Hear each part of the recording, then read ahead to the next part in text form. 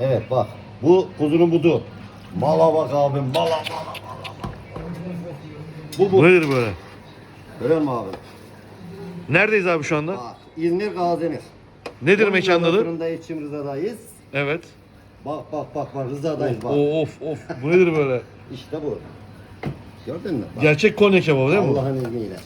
Ellerinize Kendi sağlık. yağında, kendi suyunda. Şifa deposu. Şifa deposu abicim. Kendi yağında, kendi suyunda. Bunu yiyenin ömrü uzar. Allah'ın izniyle.